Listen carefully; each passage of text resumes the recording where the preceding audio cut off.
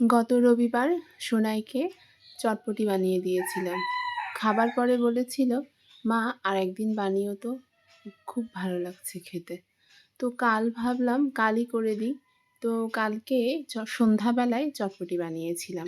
গত রবিবারেরটা আমার আর ভিডিও করা হয়নি, কারণ অনেক ব্যস্ততা থাকে। বাসায় বাচ্চা, বুড়ো মানুষ সব কিছু নিয়ে এত বেশি ব্যস্ত থাকা হয়, সবসময় ভিডিও করা আসলে সম্ভব হয় না। কিন্তু জানেন, আমি চটপটি যখন বানাই এভাবে না, আলু বড় বড় করে দিয়ে বানাই। আপনারা কি কখনো এরকম আলু বড় বড় করে দিয়ে চটপটি বানান? আমাকে জানাবেন তো।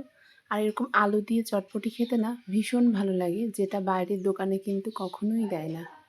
আর এভাবে করে একটু টক দিয়ে, কাঁচা লঙ্কা দিয়ে, শসা কুচি দিয়ে, লেবুর রস দিয়ে আর ভাজা মশলা, আর ফুচকা তো দিতেই হবে শেষে, নাহলে ঠিক জমবেই না। আর একটা জিনিস খুব মিসিং এখানে, সেটা হচ্ছে ধনেপাতা, যেটা একদমই পাইনি বাজারে। তা না হলে ঠিকই দিতাম। তারপরেও খুব ভালো লেগেছিল। আর বাড়িতে না সবাই ভীষণ ভালো খেয়েছিল।